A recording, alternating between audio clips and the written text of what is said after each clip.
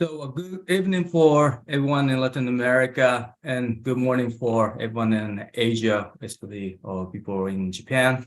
So thank you for participating in this BVC LATAM Connection. So our principal online event, which aims to connect multilateral ecosystem connections.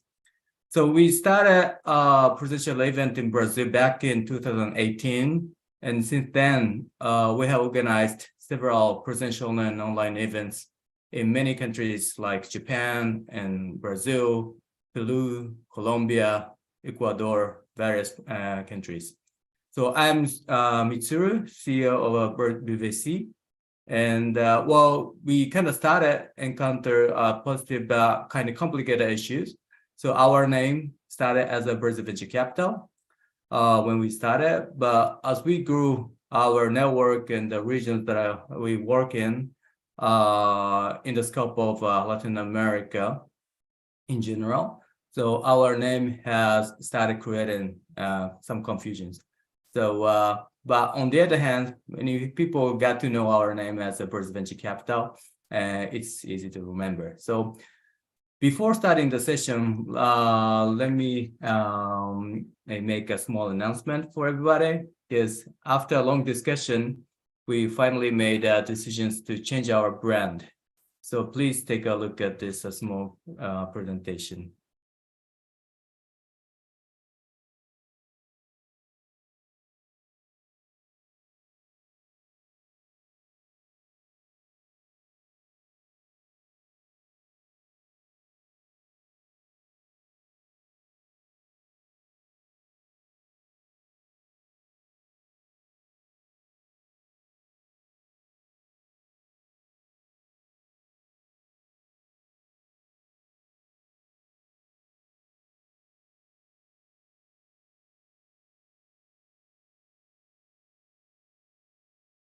So from now on, we call ourselves B Venture Capital. So we keep the abbreviation as BVC, as we are accustomed to.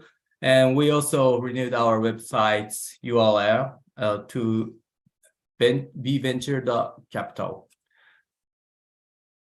So today we have 3 chapters.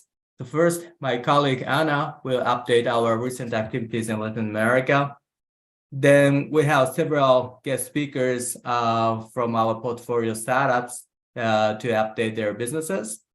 And finally, we will have a pitch contest with our friends juries from venture capital industry in various countries in Latin America, inviting startup in very early stage, which participated in our program. One is called the Startup Boost Lab, and our one of the community that we contribute as a co-organizers, which is called the WonderTech. So to give opportunity to present their businesses to international audience. So hope it will be a great opportunity for you to get the sense of a startup ecosystem in various countries in Latin America today. But before moving forward, let me share the following disclaimer. So this event is purely educational and networking in nature, and it's not a solicitation for investment. No securities are being offered and no investment are being sold. So any investment related activity should take place outside of this event within legal frameworks. So we urge due diligence in all interactions. So now I pass the baton to Anna to update our activities. Please welcome Anna Prieto. Hello, thank you, Mitsuru, and hello, everybody. So let's start. So thank you today for being here. My name is Ana Prieto, as Mitsuru said, and I'm an associate at BVC located in Colombia. Today, I would like to give you an overview of our purpose at BVC. So let us start. We have a mission to support 10,000 startups by 2040 to solve global problems. And to achieve that, we are constantly working on 5 verticals. First, pre-investment is investment. Second, programs for entrepreneurs. Third, nurture and rated segments. Fourth, cross-border ecosystem networking. And 5, LATAM Proceed Startup Database. So Before telling you more about these initiatives, I would like to introduce the team behind all this. Our diverse team have presence in several LATAM countries, and we are constantly searching for new opportunities. So, coming back to our thesis, we invest in perceived tech-enabled startups that aim to solve critical problems and have an impact in at least one of the following pillars: inclusion and diversity, environmental sustainability, and digital transformation to support a small and medium business. We look for a startup that have a fully developed MVP with initial traction and revenue and that are operating in Latin America. We have invested in 34 early stage startups in Latin America. As you can see, most of them are working on fintech, insurtech, proptech, another amount in future of work, agri-food tech and resources, and the last for e-commerce and logistics. And you will meet some of them today. So, second, the programs for entrepreneurs. So we have created the Startup Boost Lab, that is our mentoring 5 weeks online program that focus on fundraising. Through this program, we have working with 40 startups from 11 countries in Latin America, helping them to create the fundraising strategy, and we have invested on 2 of these startups. Third, nurture and rated segments. So here, gender diversity matters, and we take action to help reduce the gender gap in the industry. So we do it in 3 ways. First one, we support and co-create along with Black Sheep, Startup BC, and Pigma, a community by and for women in tech ecosystem. And here we include women that are working on government, on other VCs, also in accelerators, and of course, founders. And we call it Wonder Tech. We are more than 250 women helping each other to grow and building a better society. Our second initiative is through our special edition of the Startup Boost Lab that is focused in female founder. And third, the last one, and not least, is that our team consists in 50% plus female founders. We believe that diverse teams can achieve better results, so we actively search for diverse teams in startups as well. For cross-border ecosystem networking. And here, we don't just host events and networking activities in our main markets, as is Colombia, Peru, and Brazil, but we also are actively participant in and seek opportunities of investment in countries as El Salvador, Guatemala, and Ecuador. What is more, some of our investors, our Japanese investors, have direct invest in our portfolio startups. Such is the case of ARPA, that is one of our startups in Brazil, and was invested by Yamaha and Drone. And the most recently one, Megabyte, that is one of our startups in Peru, and was invested by Skyline. Additionally, we have a project with the Japanese public organization to solve social issues in Latin America using Japanese tech startup solution. And the last, our LATAM Perceived Startup Database. This database covers the 6 major Latin America countries: Brazil, Mexico, Argentina, Colombia, Chile, and Peru. It includes more than 30 accelerators, the more relevant ones, and track more than 1,000 startups per year since 2021. It is how we are solving and how we are moving forward to achieve our goal of supporting 10,000 startups in Latin America. Thank you for your attention. Now I am handing over to Fernanda, who will dive into the next section.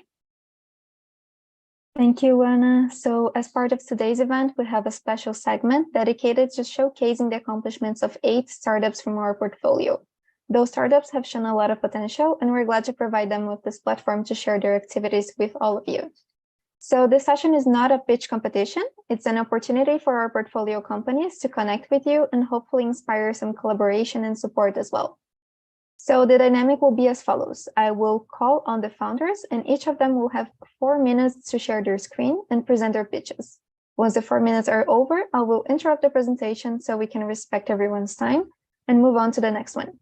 So there will be no time for questions during this section, but if you want to learn more about any of the startups speaking today or about our investment thesis, please just reach out to any of the BVC team members.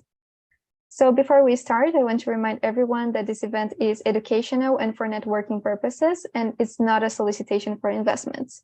So no securities are being offered and no investments are being sought. Any investment-related activity should take place outside of this event within legal frameworks, and we urge due diligence in all interactions. So diving into the presentations, first I would like to call Fernanda, who is presenting database from Ecuador. So Fernanda, you may share your screen. You have 4 minutes. Thank you.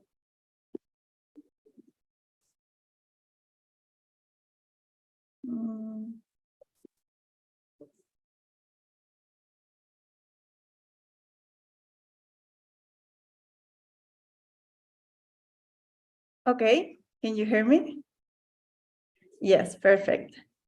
Hi, everyone. I am Fernanda Aldrete, CEO at Databits.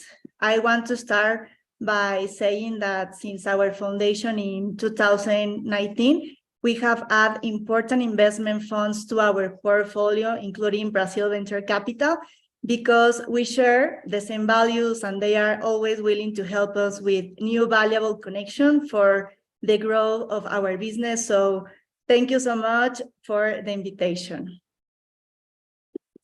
And to start with the pitch, I want to introduce you to the founding team formed by Fernanda Square, with more than 15 years of combined experience in enterprise sales, education, and technology. Also, we worked for the last 3 years in a big data analytics consulting firm where we realized the difficulties that companies of all sizes have in implementing this type of technology.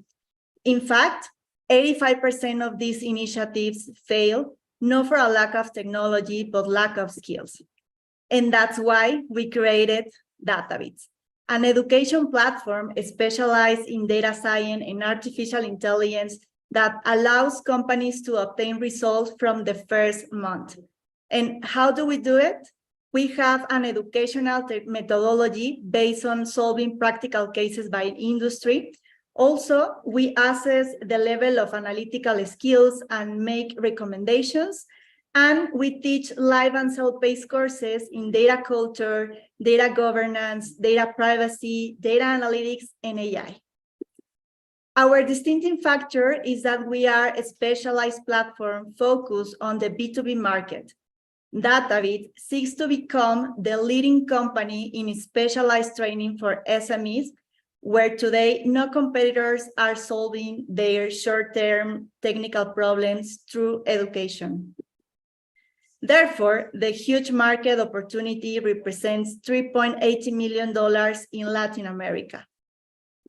We have a membership business model per user according to the size of the companies, their needs, and technical challenges. Today, we have trained over 4,000 students and have achieved an MRR of $45,000. That meant for us a growth in sales of 54% per month. Currently, we work with world-class companies and SMEs in Mexico, Ecuador, and Bolivia, and our go-to-market strategy consists mainly of making a strategic alliance, like our most recent ProduBanco, the bank with the most significant number of SMEs clients in Ecuador, allowing us to access to 20,000 companies to improve their decision-making. Last year, we closed with revenue of $250,000, and this year we are looking to reach $600,000 in revenue, focusing on conquering our main market, Mexico. Thank you very much. We are DataBit and we empower teams with data. Thank you, Fernanda. So the next one presenting will be Eduardo, representing ARPAC from Brazil. So Eduardo, you can share your screen. You have 4 minutes. Okay. Good morning or good evening to everyone. Let me share my screen with you. Please, can you see it now? Okay, thank you. So I'm Eduardo from ARPAC. I'm going to present these agricultural spray services with drones, just like the picture shows. So the ARPAC, our purpose is to develop and promote technologies that reduce the volume of spray chemicals while solving farmers' problems. And we use drones plus artificial intelligence to do that. So we provide service in the field, first to identify weed infestations, and then to spray chemicals and biologicals precisely. We developed our own drone and we customize drones by other manufacturers to optimize our offer. And we are located in Brazil. So Brazil is amongst top 3 in a lot of crops, such as pasturelands, soybeans, corns, sugarcane, black beans, and coffee. So we are in the top 3 of the world ranking. So there's a lot of potential to scale our solution inside Brazil. So in our company, everything starts by research and development, and then we manufacture the equipment. We have a factory for that. So we monetize by providing service on the field. And we provide 3 types of service. First, the chemical application, biologicals application, and mapping. Most of the mapping is to apply chemical and biological precisely. Everything we learn on the field returns to the research and development and become innovation in the drones and in the processes. So some of our results in our herbicide, we promote a herbicide reduction with the service of localized application in sugarcane. We have reached an average infestation of 22% and an average reduction of 78%. And in real numbers, it says that in 2021, we saved 92 tons of herbicides. It was only with 14 drones. So we have a lot of potential to reduce the use of herbicides in agriculture. And as a result of that, the farmers reduce their costs in agrochemicals and the environment is helped. So this picture shows very easy how is the service. So you got the drone flying, the sugarcane, and the infestation, and the drone will apply chemicals only over the infestation and will spare all the rest of the crops. So this is a few pictures. We got people, so a lot of people operating in the fields with the drones and applying chemicals. So this is the software. This is all our development. We also developed the software for spot spraying or for the localized application of chemicals. We have reached almost 350,000 hectares in 5 years, and we have provided service in most of Brazil and also in the United States based on Indiana. So why did you choose Brazil Venture Capital? Because of a deep understanding of our problem and solution. So they have always been present and really understanding what we do and what kind of service we provide. They have always been very available for us, so we can call and we can ask, and they're always there to help us. Willingness to cooperate at all times, and a very positive attitude. So there's always believing and cheering for us and supporting in all the manners that they can.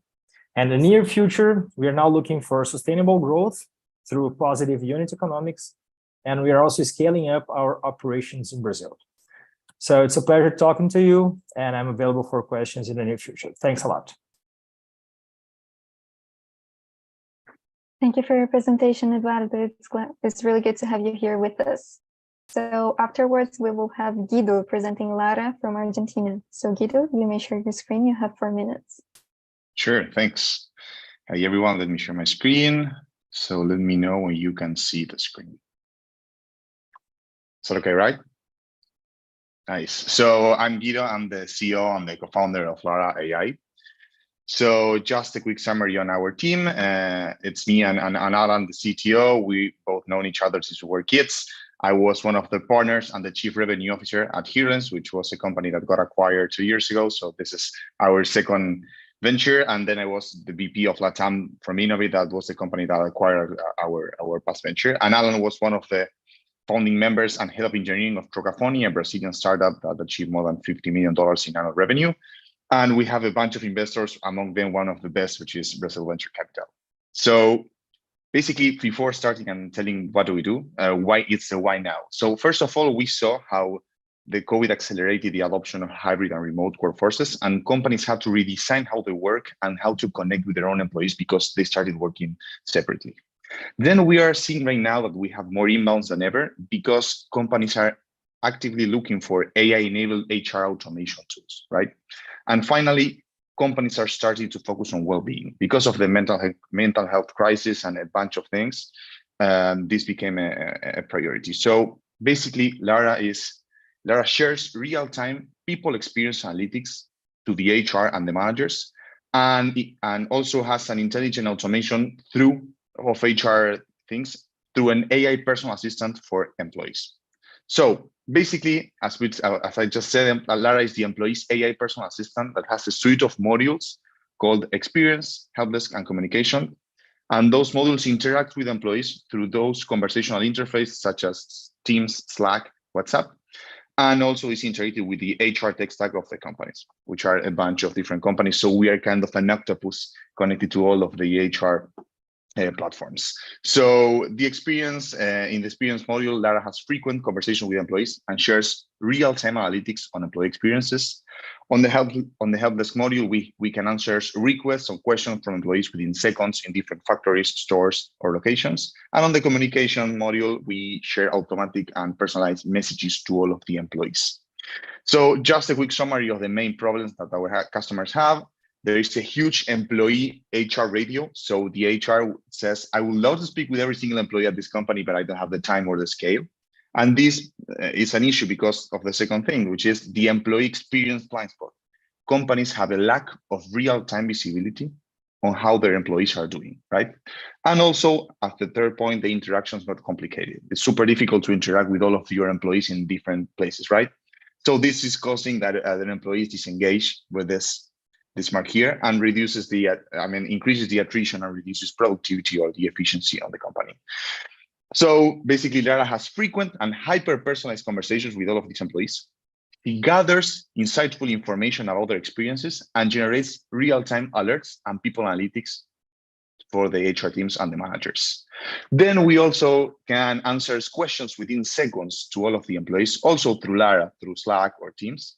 And all of those questions are answered on a personalized ways, generating analytics about the most common topics asked, such as, are they asking about benefits, vacation, documents? Are they requesting, their pay slips? So we can automate all of those transactions and workflows. So we charge between $4 and $2 per employee per month. And the total addressable market is more than 7.2 billion in LATAM, just in LATAM. We have a 65 points on our customer ENPS. We have more than 35 B2B customers. We are a team size of 20 lawyers. And those are some of our customers trusting us on measuring their employee experience and automating the HR workflows. So that's it. Thanks. Thank you, Guido. So the next one is also from Brazil. So it's Camila presenting Jobicam. So Camila, you can share your screen, please. You have 4 minutes. Yes. Hi, everyone. Here's good night. Could you hear my? Could you see my screen? Okay. So, we are the workplace diversity booster, and everybody knows that job opportunities are not equal for all. And the social and moral issue is impacting directly in our economy due to the lack of diversity in the workforce. And companies are losing a lot of money with this problem, 30% in revenue due to this lack of diversity. To solve this problem, we've created JobCam, an anonymous video interview platform that could be integrated with any HR system or use it in native mode. But how does it work? With our anonymous pre-recorded interview, job can show avatars on the screen. We also change candidate voice, and we also hide all information. In addition, we have the anonymous CV to help decision makers during the analysis. Besides the pre-recorded interview, we also have the anonymous video interview, such as a conference. This is an amazing experience for all participants, and I love this because we really reduce the unconscious bias in the selection process. Finally, we have the diverse dashboard that shows all KPIs among the process and delivers the ESG metric reports for companies as well. We are doing very well. Even Larry Ellison for Oracle is talking about us, and we are really doing, as you can see here, in these amazing results, such as in Novo Nordisk, Oracle, etc. The HR market is immense and is growing fast, and our target is North and South America, $4 billion. We are a SaaS B2B. We sell video interviews, and we also have partnerships with big HR software such as ACP, Greenhouse, etc. We already have almost 300,000 underrepresented people and candidates into our database. We already did 2 million videos and 1,000 companies registered. We are unique not just because we have the anonymous interview, but because we really understand that diversity and efficiency must be together. And for this reason, that is amazing customers chose us, such as Bradesco, Ciro Libanese, etc. We were spotlighting big medias. We were investor for the better investors ever, especially BVC. And we have a lot of awards, and we were accelerated by big companies as well. This is our powerful team that is doing everything happen. And why BVC? First of all, we understand that BVC has the same value as us, and they care about diversity. As a female founder, I faced a lot of challenging during negotiations, during I think the women here, all women here will know that I'm talking about. And I didn't feel this with BVC, and this is amazing because it's the walk the talk. When I saw the slide about diversity and the reality, it's very great. And the other thing is smart money, because the money is very good. It's important, of course, and help it a lot us, but it's not money for money. The smart money, especially in Mitsuru, help us a lot in our trajectory. And I'd like to invite everybody here to join us to promote our that value difference. And if you'd like to know more, please just scan this QR code or text me. Thank you. Obrigada. Thank you so much, Camila. So the next one up is going to be Ricardo from Cubi Energia, also from Brazil. So Ricardo, whenever you're ready.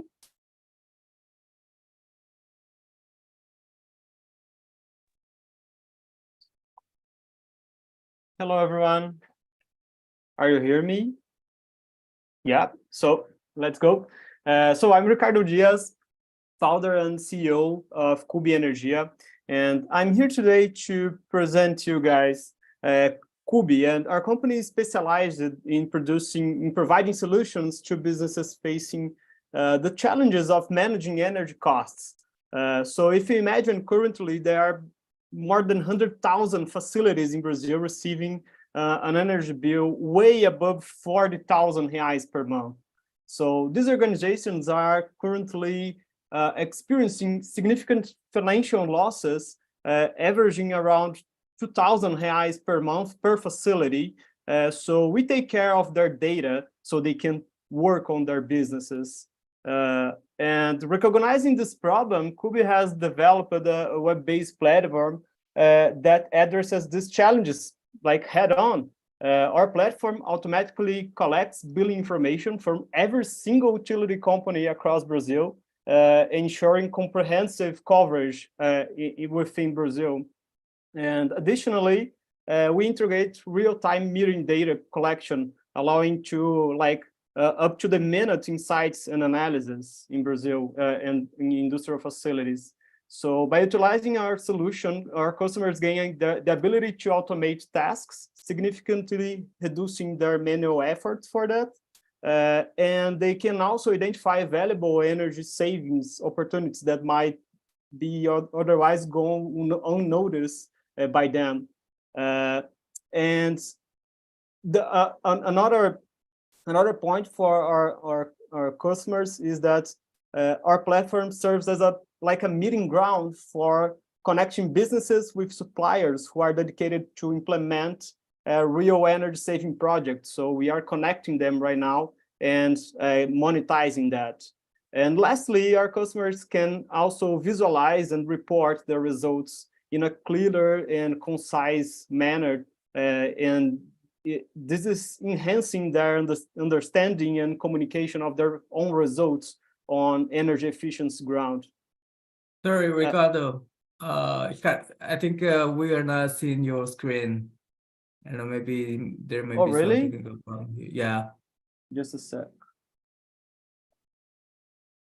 You said you started sharing the screen, but we couldn't see it. Can you see now? No, let me get from the beginning here.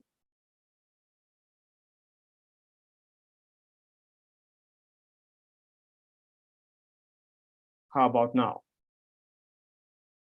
No? No, not so.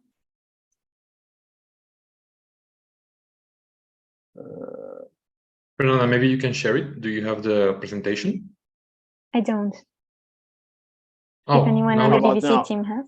Now we Yes. can see that. Yeah. Are you seeing now? Yes. Okay, so I was talking that our customers are really understanding their and enhancing their ability to communicate how they are going through their achievements on energy management with our platform as well. And I was just starting to talk about our results so far. So to date, we have successfully managed to manage over 2.2 billion reais in energy costs for our clients and identified over 100,000 reais in potential energy savings opportunities. And that's a clear message to the market that we are strengthening our commitment to maximize efficiency and sustainability in Brazilian industry. And we have over 15 case studies with various segments of customers here in Brazil as well. So that's could be. And for the second part, I will talk about a little bit for the BVC experience for us. And if I have to summarize, I would summarize in 3 parts. So the first one, I believe BVC always have given us a safe space to share and build trust.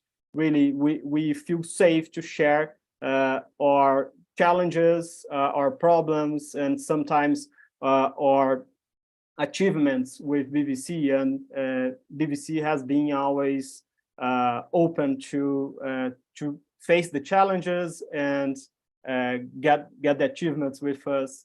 The second part is the well-connected network that keep us inspired. So so far we have been connected to another investors, to another entrepreneurs, and also with people that collaborate with our strategy, really. So that has a lot of value for us. And the third part is that people at BVC are approachable. So in a year and a half, 2 years that we have been with BVC, I can record, I can remember a time that I called for them and they didn't respond. So they are very approachable and reachable, and that counts a lot when you are in the field and you are an entrepreneur and having to make it happen. So that's for us is a summarize of BVC at Kubi. So I'm Ricardo Diaz. If you have any questions or anything you want to chat about, that's my contact over there. Thank you so much, Ricardo. So Sorry the for next the time. No, I gave you an extra minute for the technical problems. So next one up is Rodrigo, who is presenting Secure from Colombia. So Rodrigo, whenever you're ready. Hello, let me share my screen. Do you need to allow me to share? Because I don't see the button. It should be the green one in the middle. Okay.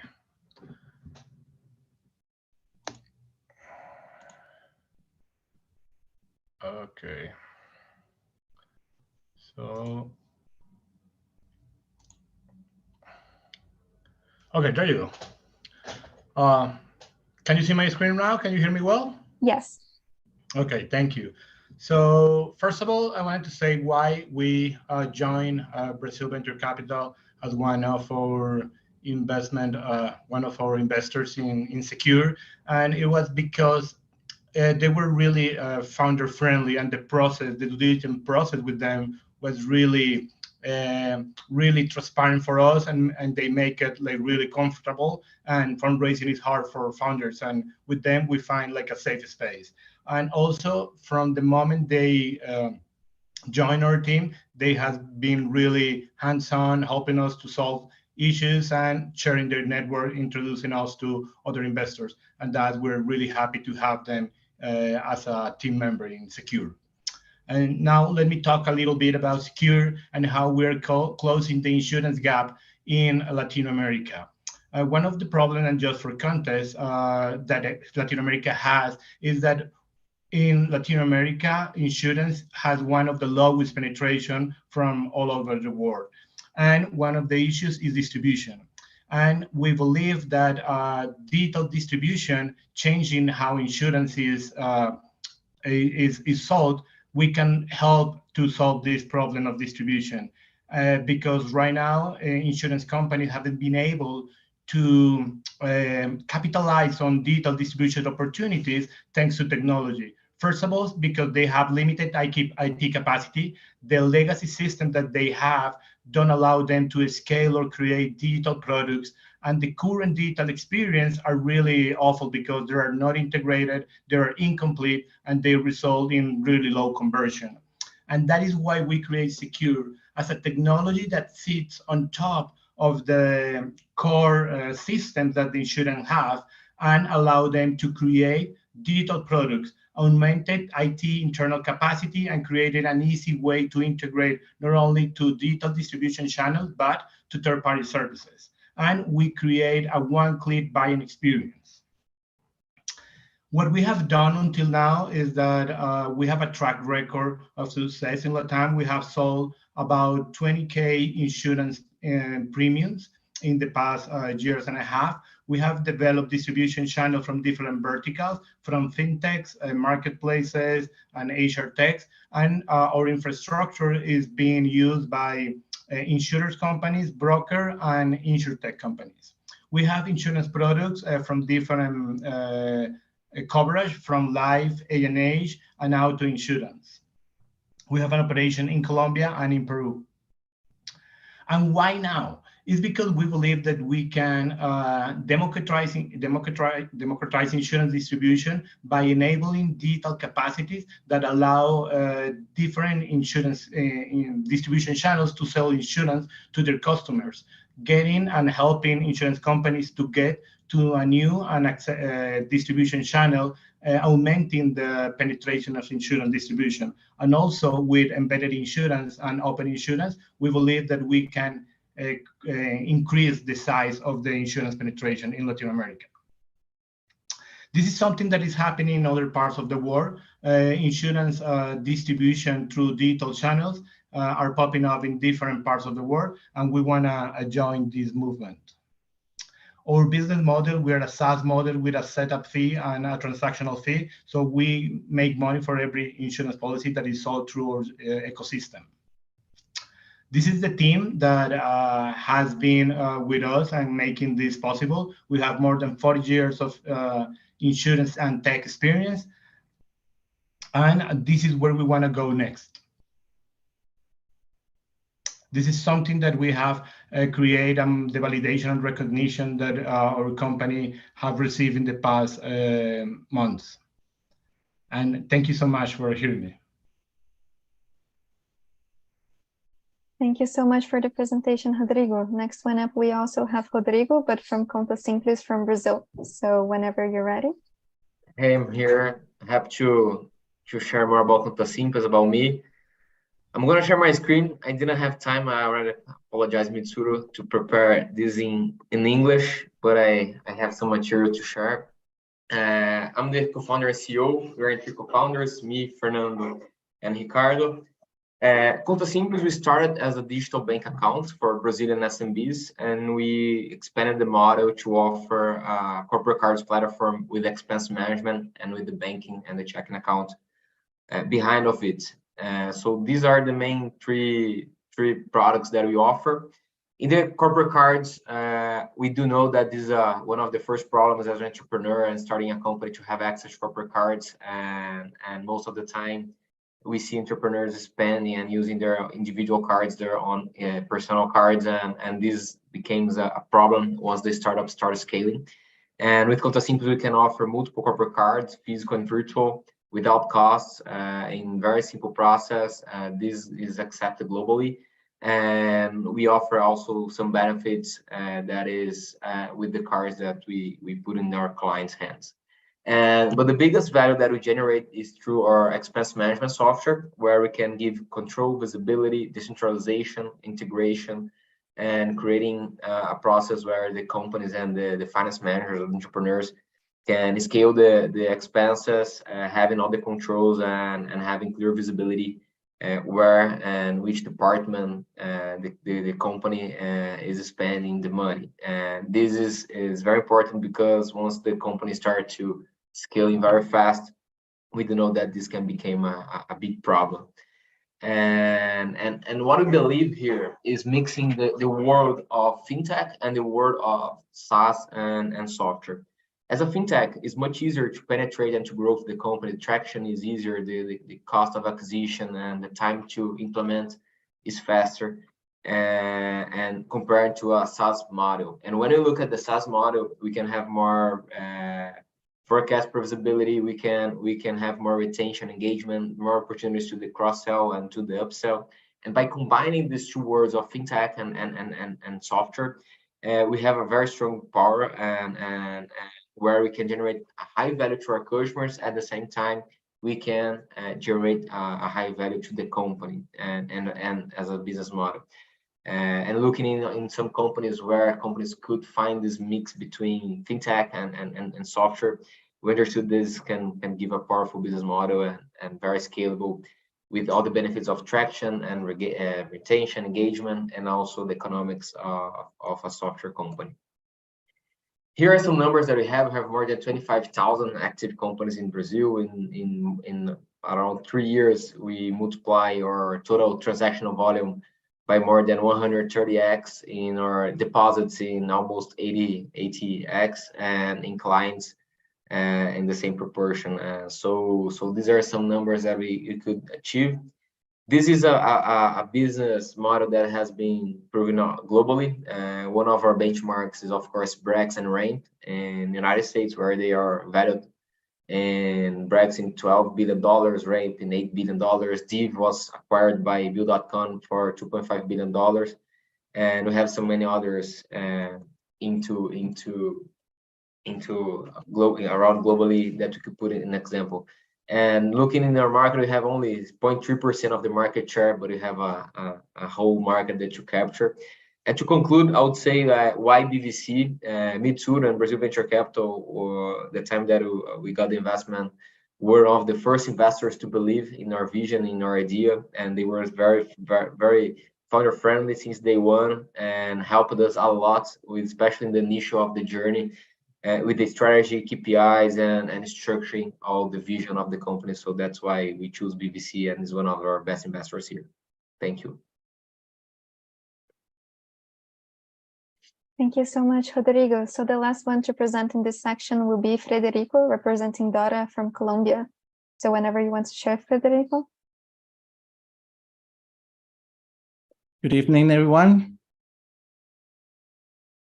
And please let me know when you are seeing my screen. We can see it. Okay. So this is Dora. We provide financial solutions for landlords and tenants. If you are familiarized with this image, you're also familiarized with the problem. More than 20% of the tenants pay rent late, and the product that solves this on average takes 3 weeks to sign a rental contract.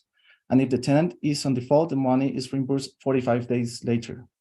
This involves the owner's cash flow being interrupted in delay and friction from third parties. These problems represent a huge opportunity in the rental market. In Colombia, only 4 out of 10 Colombians live in rent. This is almost 37% of Colombians in 8 million units. The first 20 main cities in Latin America have 15 million of units in rent. And between the insurance, financial, and rental market, this represents LATAM's total addressable market of $166 billion per year. Right now is the perfect time for starting Dora for several reasons. Home loan interest rates are historically high in Latin America, leading more people renting instead. The pandemic has caused an increase in digital nomads, and they live in rent. Rent provides a refuge to inflation, as annual increases are indexed on the consumer's price index. And real estate is the top investment choice for Latinos. This is when we launch our product beneath WhatsApp and white label links that does mainly two tasks. Know your tenant for real-time screenings. With approval comes the digital contract and the rental lease bond. As we previously measured the risk of the tenant, we allowed for the landlord to offer 0 deposits to all residents, as we function as a deposit waiver services between both parties. We pay the rent to the landlord and every 6th day of the month, and simultaneously, we automated the tenant's payment directly to Dora. Our business goes for 2 ways. For tenants, every screening costs $15, and in the event that the tenants pay the rent after the due date, they'll be enrolled in our flexible rent program. Under this program, the tenant will pay the rent amount plus a commission ranging from 5% to 20%. This ensures that the tenant won't have to directly interact with the landlord or real estate company.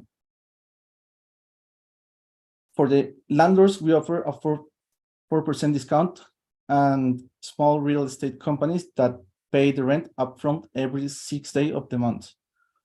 For larger real estate companies with in-house rent collection solutions, we provide the basic rental lease bond without additional fees, with a commission of only 2%. We launched our project in the last December, and held over 4,400 screenings until April, with an approval rate of 86%. And we are currently present in 9 cities in Colombia and experience a growth rate of 39.5% last quarter, with a month-over-month increase of 14.2%. We are seeing early success in our business consumer line, with 20-month contracts guaranteed with more than 120K in annual rent. And in our business-to-business line, we have already secured 102 contracts guaranteeing more than 346K in annual rent.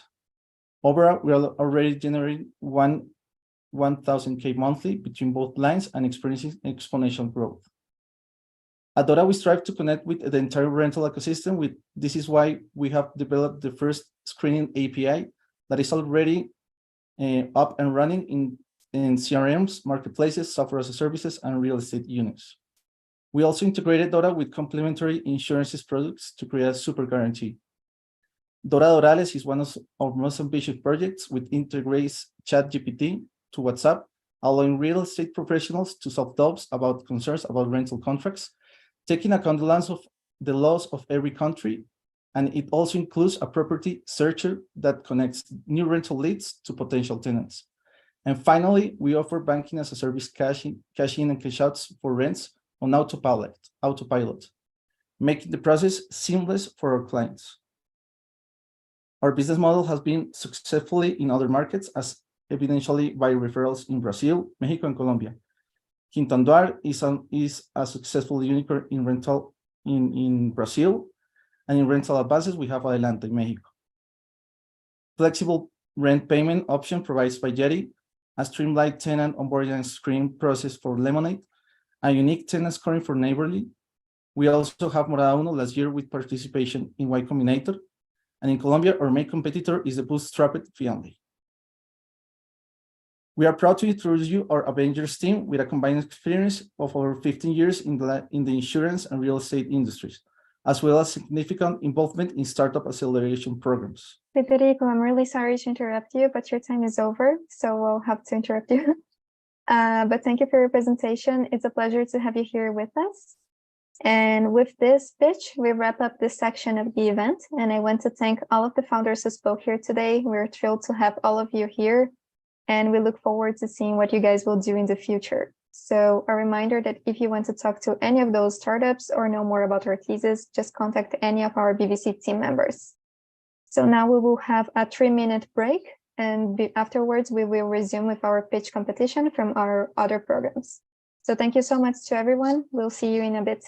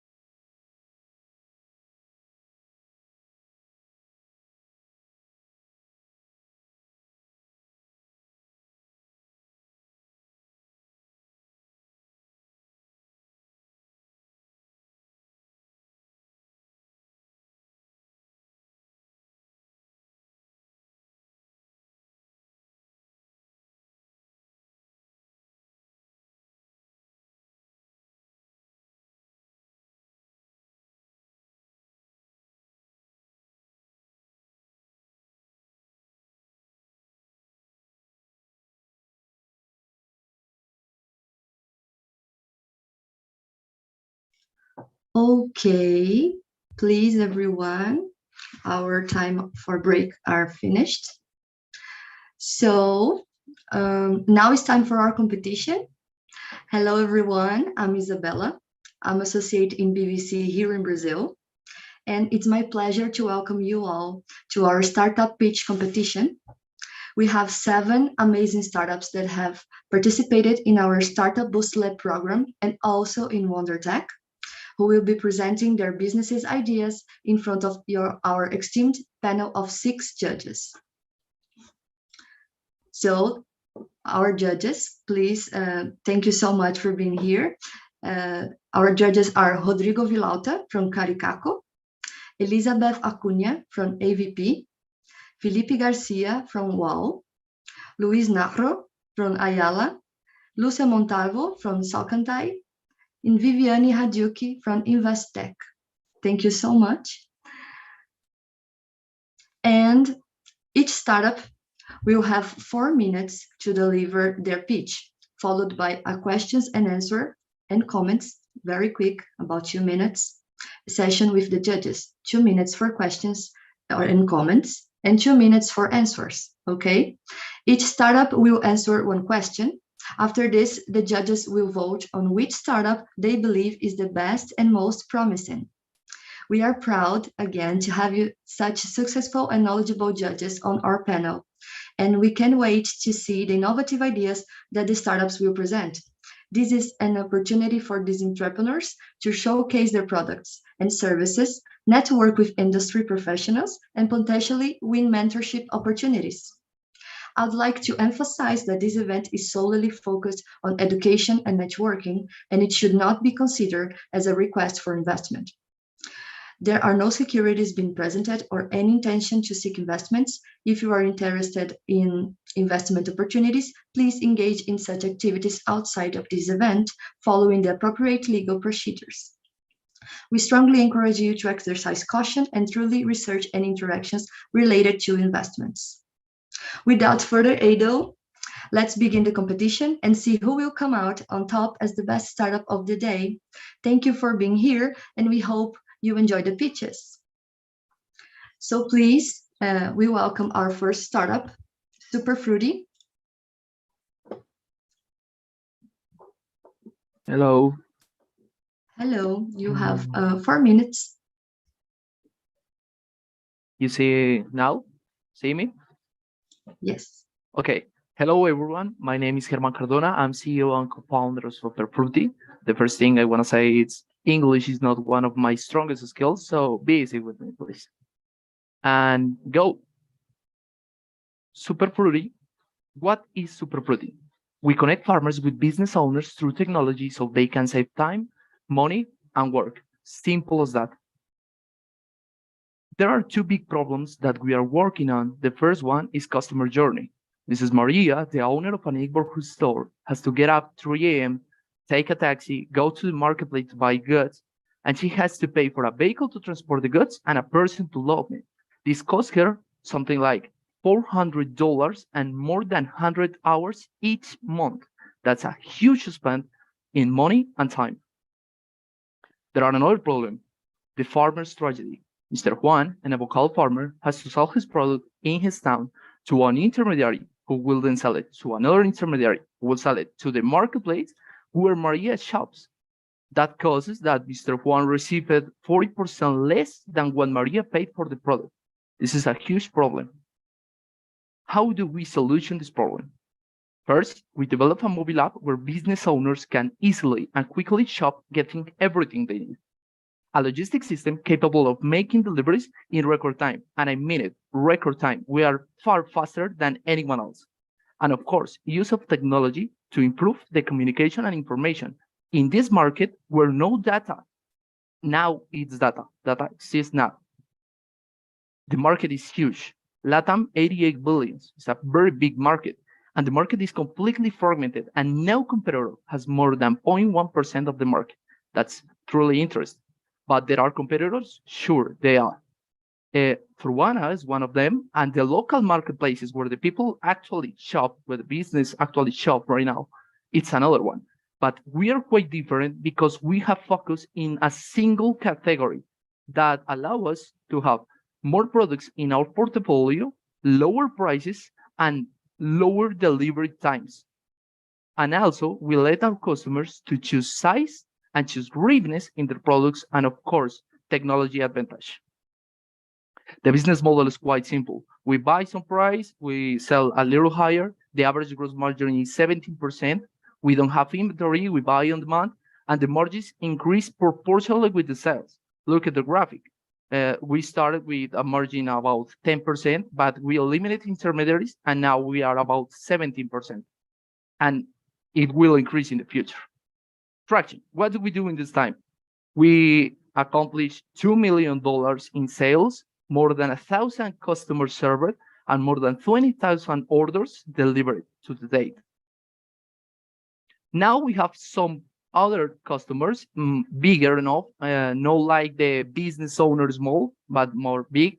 An example of that is Fruana, who's our customer right now, and hotels, restaurant chains, and so on. To make that, we have a very good team. I have all my life working in this. Gina Jimenez, founder of ComproAgro, the first marketplace in whole LATAM, and Christian Alzada, a guy who knows everything about logistics. What's coming? Sales about $150,000 monthly, new app release, and break even accomplished. Everything of that in June. And that's it. Thanks for your attention. Thank you so much, Herman. Now I will invite Rodrigo Villalta to make a quick questions and answers session. 2 minutes for questions and comments, please. Thank you, Isabella, and thank you, Herman. Your English is great. Don't worry about that. So it was perfect. So first, it's a huge market, and there's also a need. There's no clear winner on there. So important to you to be focused on there. So one question that I have is, when you're buying vegetables and fresh fruits, you want to see them, you want to try them, you want to taste them. How do you manage that specific topic regarding your clients? Because at the end, that's why they prefer to go to local market, because they can compare, they can try and find the best vegetables for them. So how are you solving that? Can I answer right now? Yes. Yes. Well, we let our customers in the app, they can choose the size of the product. Say an avocado, they can choose if they want a big avocado, a medium avocado, or a small avocado. They can choose it, and they can see how is the size of the product. And also the ripeness, so the maturity state of the product, if it's green or more blacky or whatever. And that is how they look at. But you are right. There is a problem that there is no trust in the first times. But when they try us, they stay with us. And this is our power. If we can make that every business owner in LATAM try us, they stay with us. Perfect. And I think that's a huge barrier that you have to overcome, because that's important, but good answer.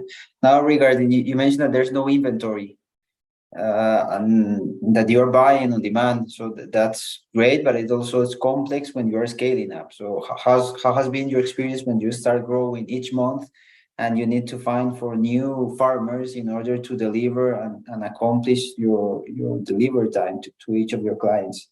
So how has been your experience with that?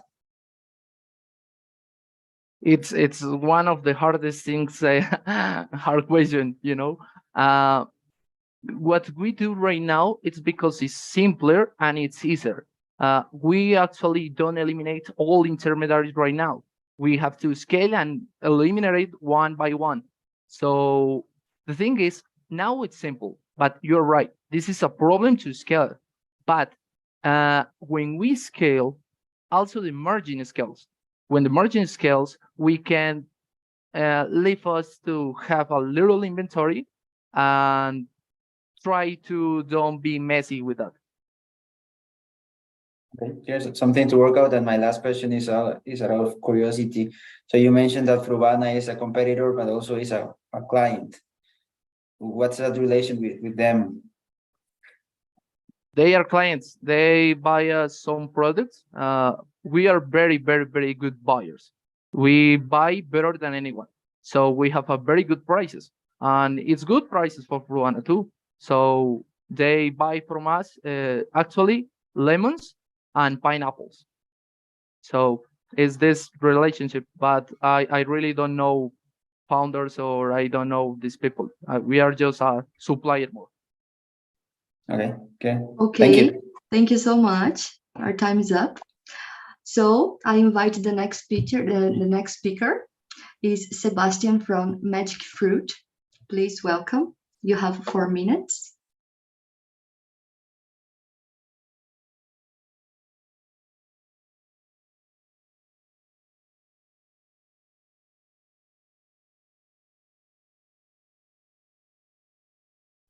Sebastian, I think you are muted.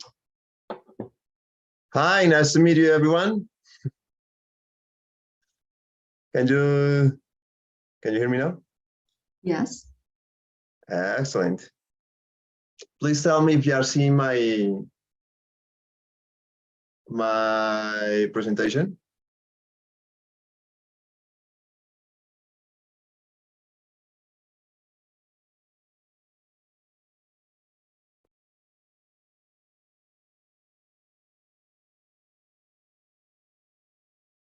Are you seeing my presentation, or? It's there. Yeah, it's there. Or are you seeing the part that it's for the picture? We're seeing the part that is for the picture. Both, yeah. With the notes. And now?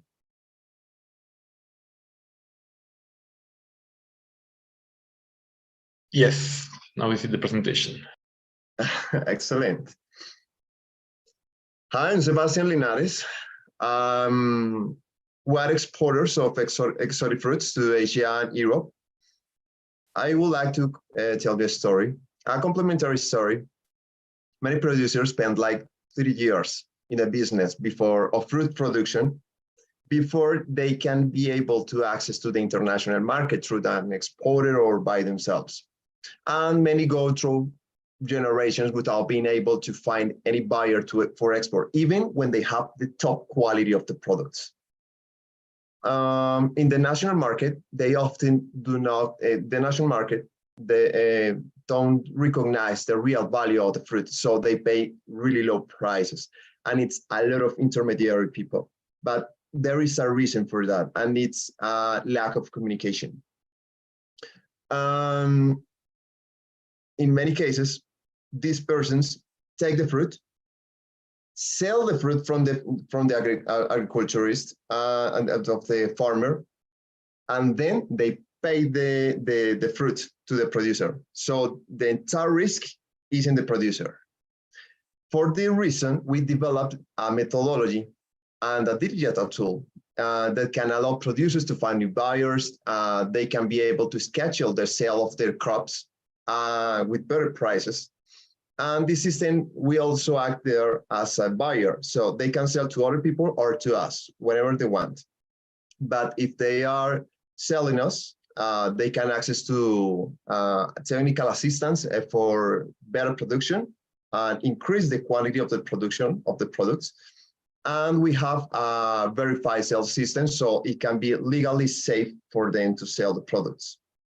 It's basically to build a supply chain in just a matter of hours. The world of export fruits, it's 30 billion.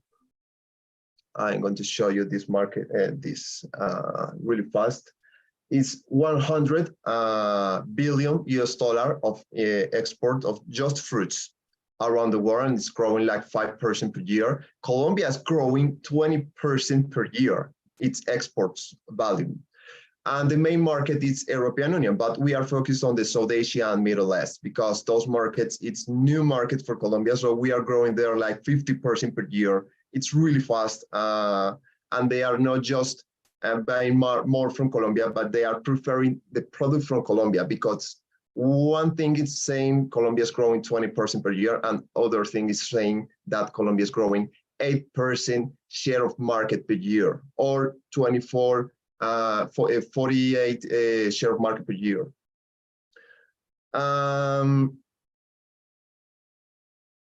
We have more than 25 different fruits now. We produce in a sustainable with 3 pillars, like sustainability. We stabilize the ecosystem of the producer that sells.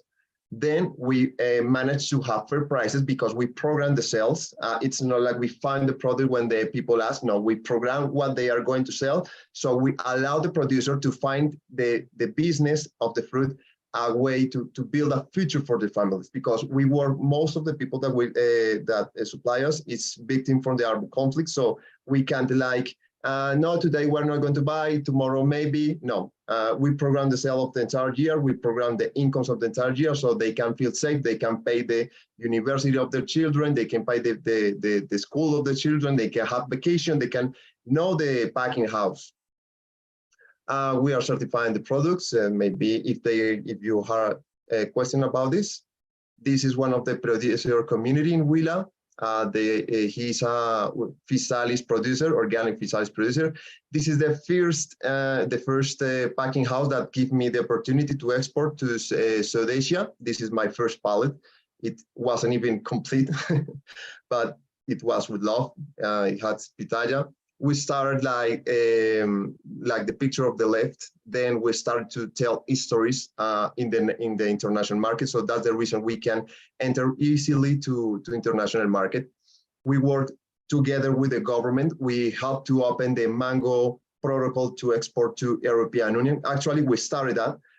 Then the institutions take advantage of that. Start to manage their responsibility, and they finish the protocol. But we are the ones that we notice it, that the problem, the European Union wasn't buying mango from any part of the world. So we detected that, and we managed to start the process to open the market again. Most of the victims of the armed conflict are coming to Bogota. Some of these women, I'm going to tell you the reality. Sorry, Sebastian, your time is up. I'm sorry. Okay. Thank you very much. So the next speaker to present is Magdalena from Adara. Oh, sorry. We have question and answers first. So I will invite Elizabeth Acuna to make some comments about Sebastian's speech. Hi, Sebastian. Nice to meet Hi. you. I know it's difficult to do a pitch in only 4 minutes, so I totally understand. I have quite quick feedback for you, and hopefully Julia shared with me the deck, so I have more information that you show.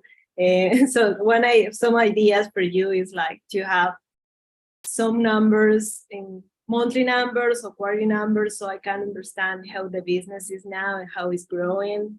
Also, I like the slide that you have about the team. It is like the full team, but I think it's important to have another slide with only you and your co-founders or the C-level, so I can see your previous experience. And I have some questions about the impact. I would like to know you are tracking how you are improving the quality of life of the farmers that you're working with. If you have some success cases that you can share. And also, if I have time, I know you have only 2 minutes, about the competitive landscape, do you have some like competitive advantage? Are you using some technological component that helps you to be different or more scalable than other exporters? Thank you. Yes, actually, we developed a new chatbot that, for example, a producer says, I have a problem of fungi with my farm. And the bot starts to tell him how to manage that. And if they want specialized assistance, they can contact agronomists directly, and the app can tell them where to buy, even send the products that they need to the farm, so they can implement the technical assistance from us directly.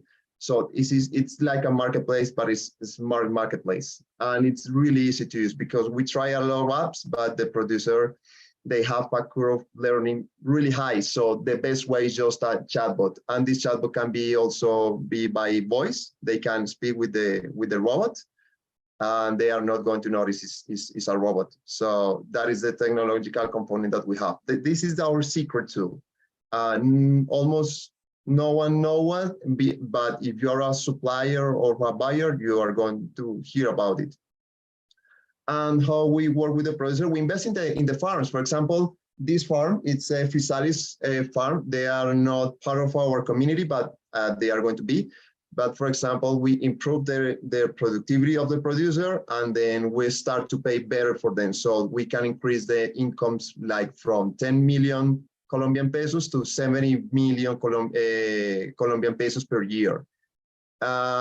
We can have like 300% of a margin of the investment of the people, because if they sell through our app, we can have a legal way to demonstrate the sales. So we can sell the invoices. It's like sell the invoice. Actually, it's not factoring, but it's similar to factoring. So if you have like 1 million Colombian pesos to invest in small businesses, you can invest in trading operations. You wait for the money coming from the international market, and then you have the margin. And maybe I'm seeing like we have some seconds. Maybe you can share a little bit more about your co-founders and more about your experience. Actually, was the one responsible. I was the responsible from 2017 to 2018 for the entire export operation of the entire country. I was working with the government, and I am also a developer. And this is my team. We created a way to sell products not just in the international market, because most of the product that cannot be exported because of the sizes, for example. So we distributed in the homes of the people directly, so they can access export quality with really low prices. We did that in the pandemic situation, because most of the people didn't have money to pay for food, but we had the advantage that we can sell directly from the producer with really like the half of the price from a fruiter, but in your home, you know. And it was really easy for us because we have the product, we have the inventory, and we can sell it very easily. We don't have to find it. Our time is up again. Thank you very much, Elizabeth and Sebastian. So now I call the next speaker, Madalena from Adara. Please. Hi, Isabella. Sorry, in the chat, Kim asked if she could go now because she had a problem. Oh, if you all are okay with that? Yeah, I'm okay with that if she wants to go. Okay, so Kim, please, you have 4 minutes. Okay, thanks, Magdalena.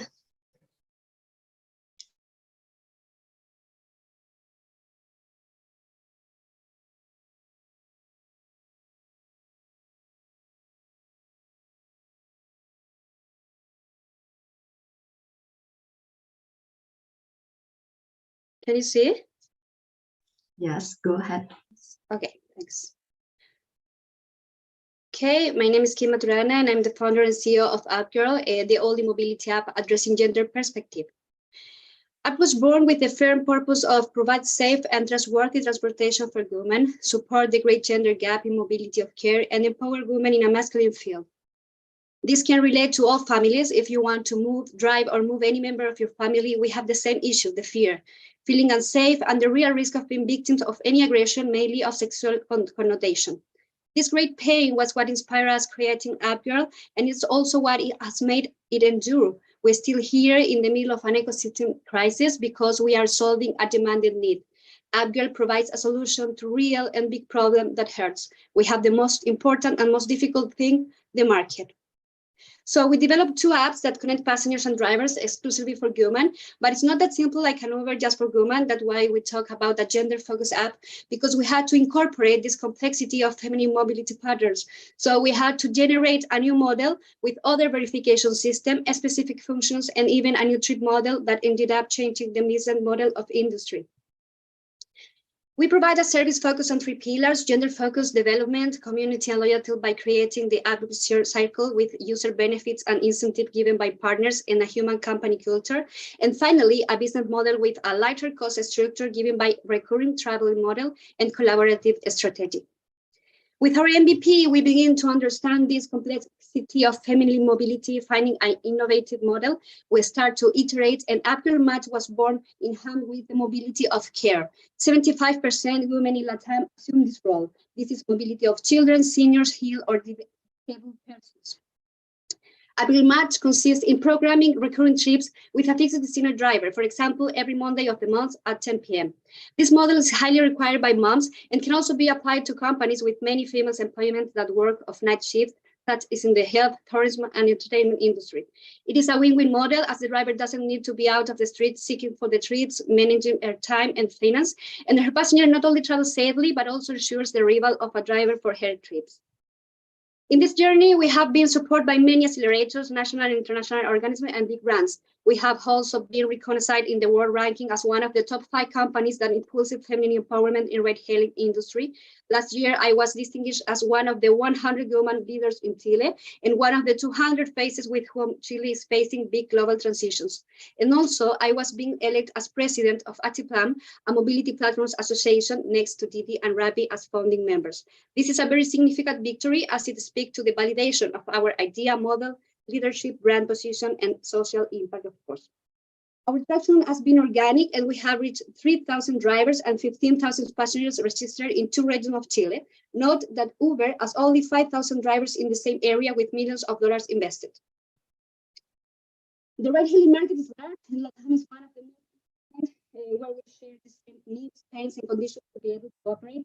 In fact, Mexico has already offered us a brand. Kim, we are missing a little bit. Maybe you should speak a little bit closer to the microphone, like from this slide.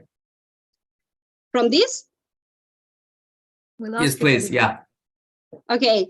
Sorry. The ride-hailing market is large. LATAM is one of the most important, where we share the same needs, pace, and conditions. In fact, Mexico has already offered. I'm sorry, but I don't know. We cannot hear well. So it's strange. Maybe I can jump in. I'm Chris, the CLO from UpGirl. And I'm here assisting Kim. Maybe if you guys allow me, I can jump in and take over. Okay, yeah, yes, please. Okay. Thank you. Okay, so with regards to the market positioning and expansion, as Kim was saying, we have already around 15,000 passengers and drivers if we add them all up. And if we see what is the potential market, you can see that in Chile there are around 10,000 and 1,800 drivers, 1,250,000 passengers. If we consider 50% of the users, then we have 2.5. In LATAM, we can also see the numbers here that we have 128,500 drivers. If we just consider 5% of the market, we have 1.285 and a lot of passengers and users. I mean, if we go global, this is really a huge market, as we are considering 50% basically of the market, considering the statistics regarding male and female passengers of the ride-hailing apps. Kim, can you please pass the slide? She's presenting, right? So, well, we have a founders team. We're mostly females, as you guys can see. We're mostly women.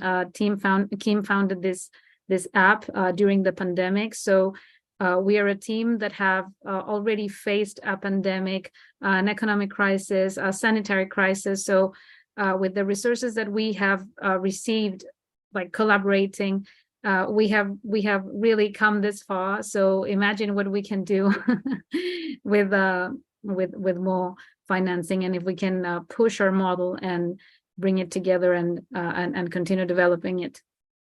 So we take care. We are very focused on the mobility of care mainly. We try to bring a solution to women, to females that are developing and that are facing a lot of challenges in this very challenging world.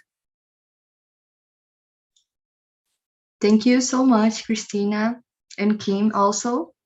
Well, since UpGirl mentioned they will not be able to do the questions and answers today, we are going to the next speaker. So now is Madalena from Nadara. Please welcome. You have 4 minutes.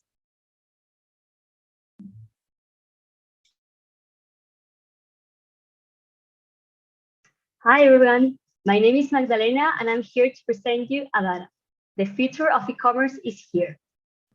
Working in a big retailer in e-commerce, I noticed two very important things. First, although we had millions of visits to our e-commerce, the conversion was really low, just 3%. And although we had a lot of data and analytics, there was a lack of automation in all the processes. This low conversion has three main consequences. First, less revenue and margins. Second, problems with long tail, that is, selling of the last products of the catalogs. And third, more waste. In fashion, 1 out of 5 clothes produced is wasted due to being unsold. And the lack of automation results in increased costs. It results in more time spent and increased labor costs, errors in processes that are manual, and biased decisions not based on data. So here comes the data to solve all these problems. And what is the data? It's a toolkit of softwares that increase e-commerce's conversion and automate processes. First, we have a software that automatically tags products called Adara MetaMind. We launched it 2 weeks ago and we already have 5 clients.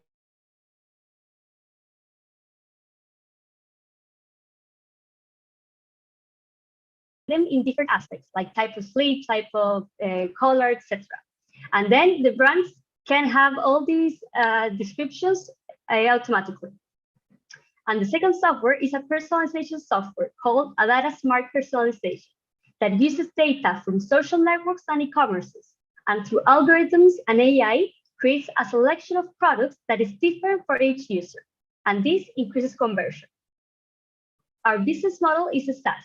For Adara MetaMind, we charge $0.2 for each tagged product, and for smart personalization that we're launching at the end of June, we will charge plans between $50 and $600 based on the sales of the brand. And we differentiate from competition in 3 main aspects. First, we use data from multiple stores to feed all our algorithms and our softwares. Second, and very important, we're very easy to use. Our competition are very hard to implement and you need a developer to work with it. And third, we're native to Shopify, one of e-commerce's biggest platforms worldwide. And we have received ample support. We raised $40,000 from family and friends, went through Startup Chile, won a government grant from Corfo, and received $40,000 from angel investors. And our roadmap includes launching new products and entering enterprise and big companies. We'll launch our new app in June with 25 clients in Chile. Then in January, we'll launch 2 new products and have 70 clients in Latin America. Then in October, we'll expand to other categories. And in December, we'll enter enterprise and big companies with 300 projected clients, small and medium clients. And the market opportunity of our software is all of e-commerce. There is a market of $6.3 billion that is growing at a rate of 22%. There are more than 24 million stores worldwide that could be our customers. And we're a multidisciplinary team of excellence. I am the founder and CEO. I have more than 7 years of experience in retail and e-commerce, and I have founded a fashion store.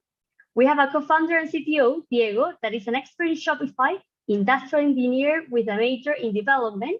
We have 2 analysts that help us with the engaging of the brands and all the development of the brands, and a developer that supports Diego in the front and the back.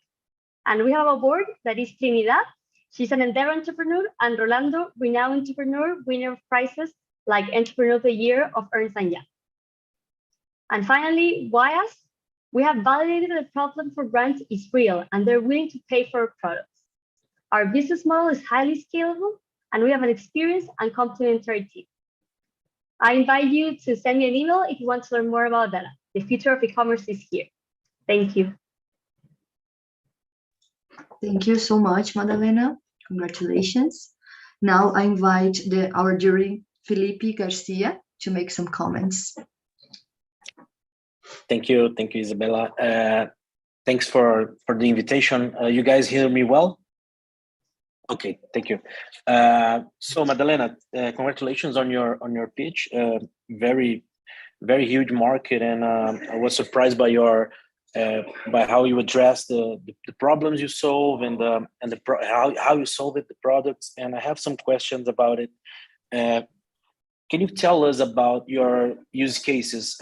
How do you help your customers to solve that problem? And you can comment on us one or two examples of your customers. How do you help they solve their problems with your technology?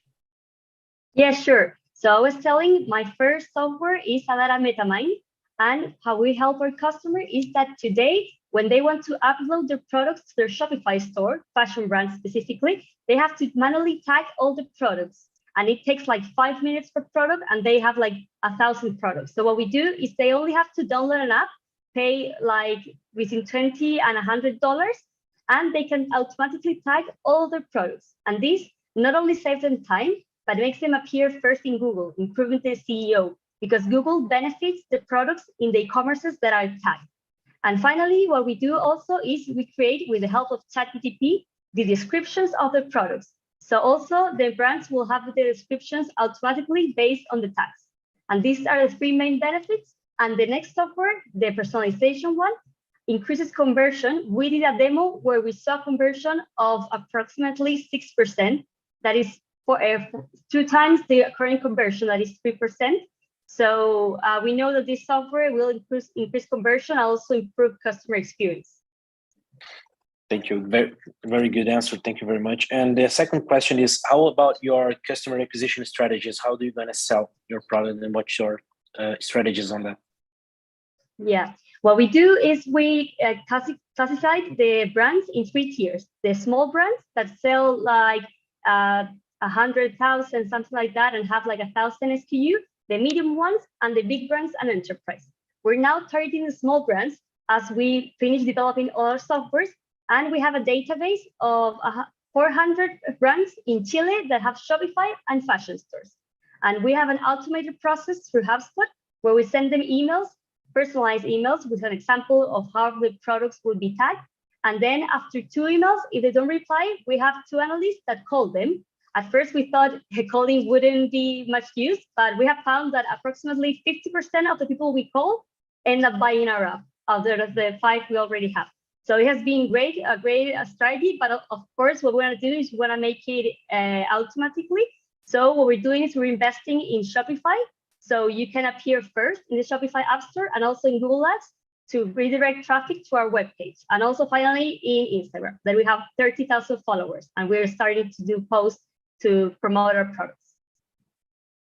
If you have a quick one, and the last one, how do you gonna model your pricing strategy, for example, for bigger clients, if your pricing is flat for tagged items, for example? Yeah, what we're gonna do with the big ones is we're gonna charge a commission based on the increasing in sales that come due to our softwares. For instance, the personalization software is a new catalog that creates within the e-commerce. So you can measure actually how many sales come through this catalog. So we will charge a percentage, so we will have to negotiate with them, of course, based on the increase in sales they have seen from our software. Okay, Madalena, that's all for me. Thank you very much for your answers. Thank you, Felipe. Okay, amazing. So we will invite our next speaker is Juan from the Hub.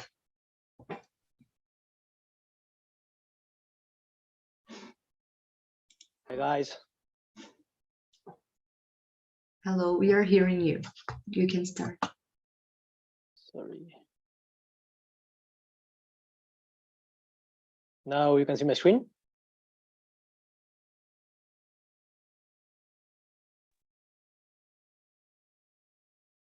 Guys, can you see my screen? Yes. Yes. Okay. Okay.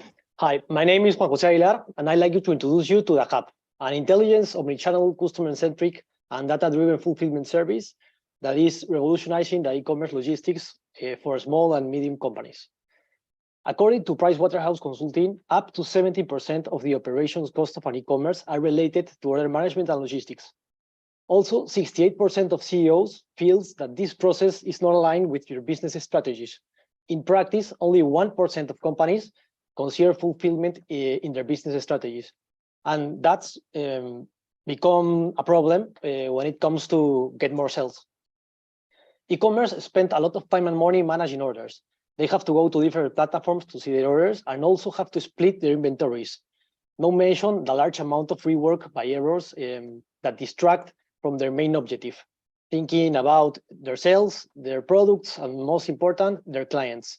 It's affect all companies, but mostly small and medium-sized ones. Today, more customers are seek and demand unique value. Competing on price or speed only allows you to stay in the game, but not to win it. So that's why we do different things differently, because in the hub, it's all about connecting with our technology and connecting people with our omnichannel platform. We manage our clients' orders and inventory from end to end, increasing their sales by 20%, reducing their cost by 40%, and improving the shopping experience in the first 3 months. How we do it? First, we integrate their digital channels into our platform. We already have an ecosystem of more than 20 channels. We store the products in our dark store networks located in e-commerce hotspots in the city and centralize the inventory, returning to all their channels the same stock in real time. This allows to reduce shipping costs, add shipping cost methods, and also add channels like, for example, Rappi stores. We receive the order and do personalized picking and packing. We put the brand experience of our clients as a priority. Also, we manage shipping, last mile and reverse logistics with our partnerships, offering to our clients discounting prices. Last but not least, fulfillment marketing. We involve the marketing areas of our client in the process. Through data, we seek insights to personalize orders, align the logistic process with a business strategy of our customers, improving the shopper experience, and increasing loyalty. The market is huge and is constantly growing. In LATAM, e-commerce retail sales reach $115 billion. Only in Peru, total orders grew 300% compared to last year, 400% of new business online with 13 million monthly users, reaching 9.5 billion of sales. And our sum is 10 million. Our model is a B2B model. Our clients pay on demand for each order they generate. We convert administrative expenses and fixed costs into variable cost, allowing efficient scalability. We have processed more than 40,000 orders. 98 of them were perfect, and we generate $150,000 in sales in 15 months. Our traction is good, but we are always looking to improve it. We have grown 300% since our launch in January 2022.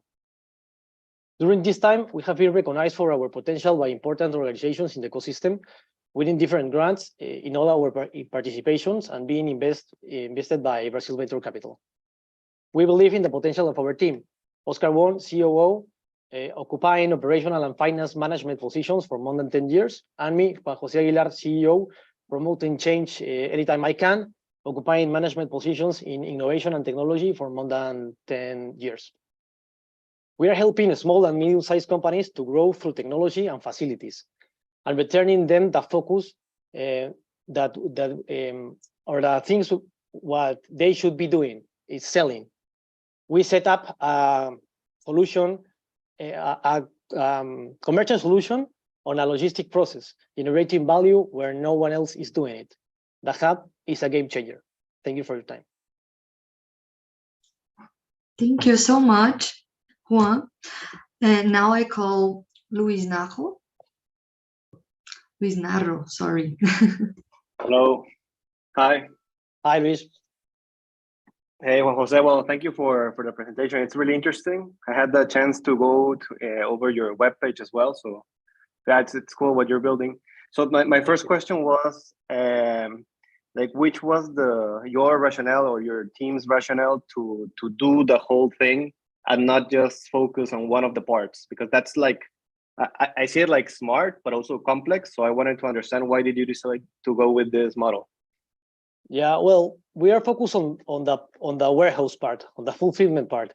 The shipping part, or the last milers, we make partnership with local last milers.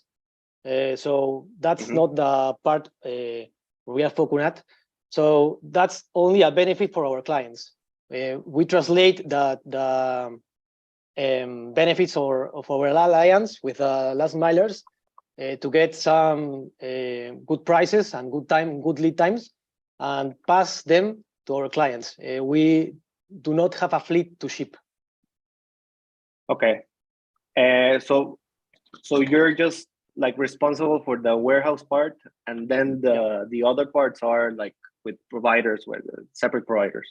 Yeah, well, yes, we manage the whole part, but we only work in the warehouse part, picking and packing. In the warehouse part. Yeah, okay, cool. Thinking like, for example, if you had to go to a different country, like open a different market other than Peru, which would be like the key resource to do it? That's a good question. It's really complex to go to another country. It's not like a SaaS.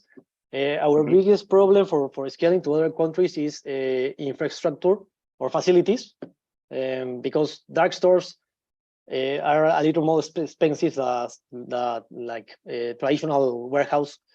So we have to understand well the geographic of the country to go for it. Okay, so you're not planning to open another market in like the short term this year? In short term, no. Sure. In short term, no. We are focused on Peru, and when Peru is like stabilized, we are looking for open maybe Colombia, maybe Chile. We start doing relationships there, but just like conversations. Okay, and maybe just one last one. I have a few, so we can chat in another time also. But maybe the last one for the event would be, which is your like typical profile, client profile? Like you mentioned that there are like small companies, but maybe you have a little more insights on this. Yeah, our target is like small and medium companies that average $300 per month, $500 per month.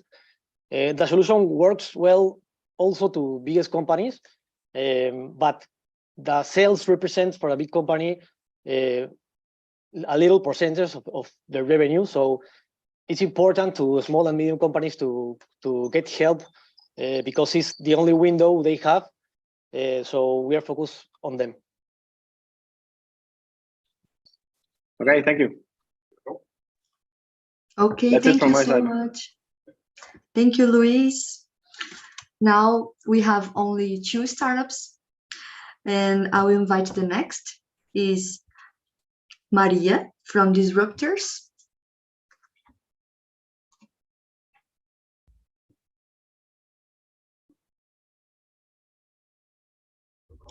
Oh, can you see my screen now? Yes. Okay. Hello, everyone. I stand before you today to share a story of transformation and empowerment. My name is Maria Londoño, and together with my best friend from law school, Natalia, we co-founded Disruptors, a platform that champions creative entrepreneurs.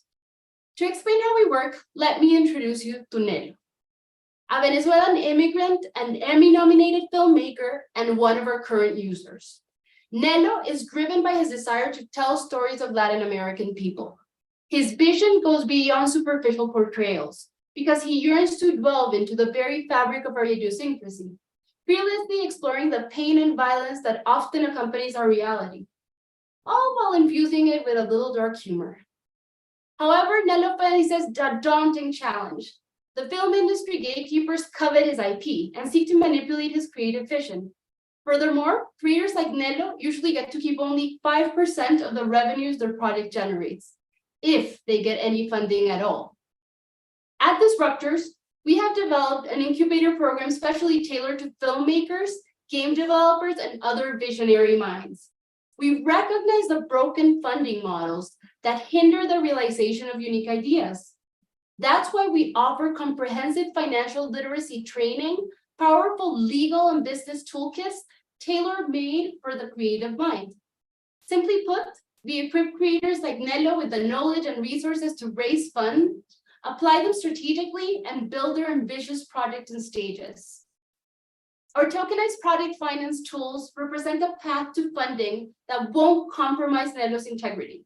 Our platform stands apart from our competitors who cater to developers and speculators. We exist solely to empower creative entrepreneurs and their dedicated fandom. This is why we invest in them. We only charge a small membership fee for our service and keep a moderate portion, up to 15% of funds raised. We also charge customization fees to more established creators. Our team is a force to be reckoned with, combining expertise in securities, tax, compliance, and entertainment law. In our first year, Disruptors has achieved significant milestones, including generating over $31,000 in operating revenue and, most importantly, launching Nelo's first crowdfunding token, which raised over 6.46 ETH. The funds raised through these tokens will be used for script development phases of a full-length film, which will be set in the communes of Medellin, Colombia. This film will generate over 100 jobs for the local community and will touch the lives of local gang members, showing them how art can offer a way out of their historic violence cycles. Our opportunity is unparalleled, with the global entertainment industry projected to reach $2.9 trillion by the year 2026, and the crowdfunding market expected to reach $5.53 billion by 2030.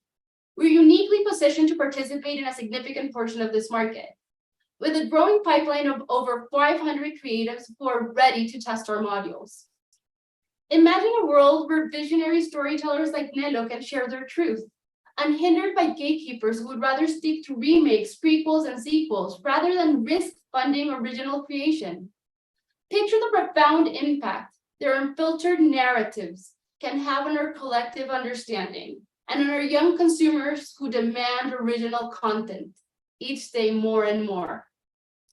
But our journey has just begun, and we can't do this alone. By supporting Disruptors, you're not just investing in a platform, you're investing in a movement that champions integrity, authenticity, and unleashing creative freedom. Thank you for considering us. Thank you so much. And now I call our jury, Lucia Montalvo, to make some comments. Hi, Maria. Nice meeting you. And it's really exciting when I see a team of female founders. So hooray for that. I was wondering if you could tell us a little bit about like the profile of your target client segment and how does that inform your commercial strategy? Well, we're actually targeting filmmakers and animators and creative entrepreneurs that have a large following. And by following, we don't just mean a social media following, we mean like real life supporters that have shown up for their projects before. And there has to be a creator that has strong bond with their community. Because once we're not looking for them to create their community from scratch, just to monetize that community and get the community to fund the project while they receive benefits in the form of utility. It's not a security token, so the community is not getting revenue from the project. What they're getting from the project is the opportunity to participate in the creative process, to be one with the creator, to vote, for example, on the developments of the script, on the casting, locations. And when you're a true film fan, this is where you want to be. Like you would be willing to pay for this. And as a result of this process, if you get to actually participate through the different stages of the finished product, this is the most exciting piece of film memorabilia you will ever own. And how much, how relevant is like education or literacy around Web3 in terms of the potential investors, the community? How much do you need to evangelize or evangelizar, as we say in Colombia, given that not many people are familiarized with this way of financing projects? Well, you'd be surprised, but we started heavily on that front, trying to evangelize people into Web3, and then we decided it wasn't really necessary. Because what we need to do in Web3 is to build user experiences that are seamless. People don't need to dive heavily into the technology to understand that there is a serious problem here, and it is a problem that affects their interests because, for example, like for the communities, what they need to understand is that we're teaching financial literacy to a group of individuals who are in much need of it because they don't see themselves as entrepreneurs. They see themselves. Girls, sorry, we are some out of time, so we have to interrupt. I'm so sorry. Let's go to the last startup. Thank you, Maya. Thank you so much. Let's go to the last one. It's called La Cortesana. Carolina, you can start. Okay.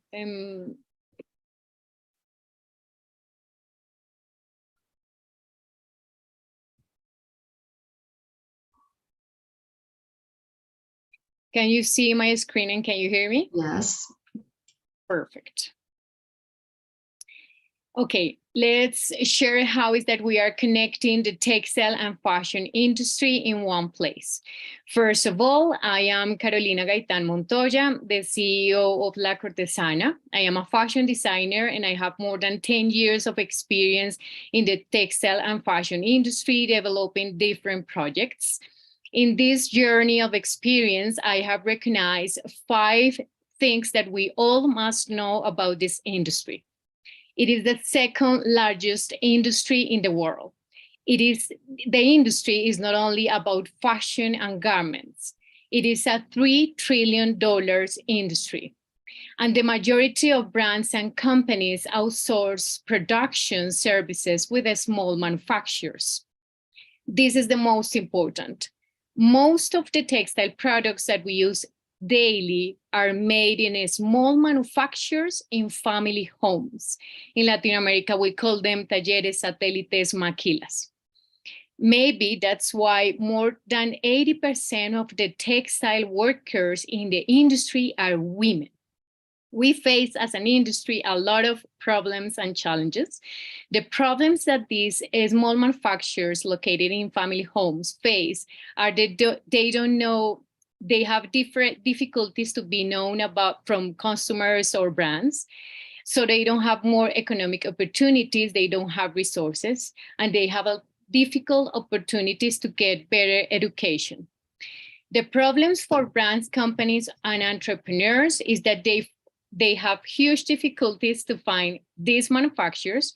They have difficulties to control their productions. So they don't have productions or products. They don't have sales. This is why La Cortesana has been creating. We are working to be a platform that seeks to make visible and connect all the players in one place. This is our mobile application.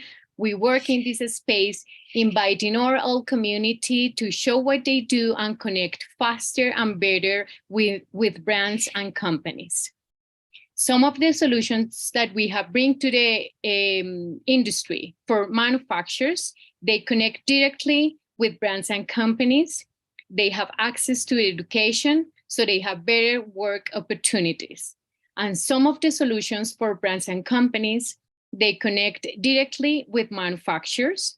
We filter with the best suppliers before they contract them, and they have better control over their productions. We have achieved a community of more than 140,000 workers in more than 60 countries. We have user interaction of more than 60,000 people, and we have more than 16,000 work opportunities in our platforms. We have 2 business models for manufacturers, access to education and verified profile, and for brands and companies, access to verified manufacturers and access to education. Our revenue last year was $30,000 for education courses and verified connections. This is a $9 billion opportunity only in 7 countries in LATAM. And we have a huge opportunity of data this industry because there's no real data about how many people or brands, companies, or different suppliers are working in this industry, in the second largest industry in the world. This is some of the allied governments, companies, and organizations we've been working in these years. We are connecting the industry in one place. We are a global opportunity. Brands, companies, and entrepreneurs working with us. And only in LATAM, in those countries, a $9 billion opportunity. This is La Cortesana, and this is how we are transforming the textile and fashion industry. Thank you so much, Carolina. Wonderful. And I invite right now our jury, Viviane Hadjuk, to make some comments. Thanks, Isabella. Congrats, Carolina, on the presentation. First, I would like to comment that I noticed in the previous presentations, like I was missing a little bit what is the connection from the founder with the startup, and you just began your presentation just stating how you worked for a lot of years in the industry, and that's how you recognize the problem. For us, it is super important to understand what is the connection that the entrepreneur has with the business. It is key, especially in the beginning. So congrats on that. I would like to understand a little bit better how you're going to monetize your business. I understand about the courses, but if you could just explain a little bit better how you monetize by the verification, it would be amazing. Thanks. Okay, there's a lot of people, suppliers and these small manufacturers, mediums and big ones.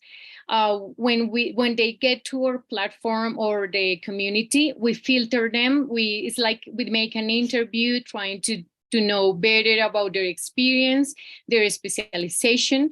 And the best ones and the more professional ones, we have them in a different space or group. And the idea is that companies, brands, or entrepreneurs, when they ask us to connect them to any of those manufacturers, we ask them for $3,300 for a verified connection. We look for the information in our data in these verified manufacturers, and we connect them directly. The idea is that in a short term, we will have a subscription, and in the platform, you will have the access to these verified manufacturers as soon as you pay the subscription. But now we are doing it like manually, but in the mobile application, when we have more manufacturers, we will do it, customer, we will do it automatically. Thank you, girls. Sorry to interrupt, but we are finishing our time. So now it's time for computing votes. So please, I want to remember all the juries to vote in each startup and submit the forms. Please, if you can do it right now. I will just share my screen just for all to remember. We have amazing speakers today. Super Fruity, Magic Fruits, Adara, The Hub, Disruptors, La Cortesana, and Up Girl. It was amazing, really. And we are going to compute in our votes. Well done.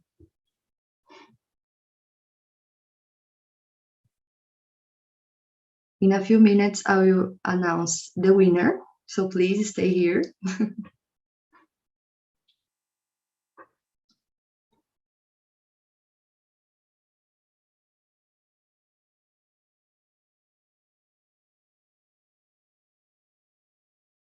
And we have the winner.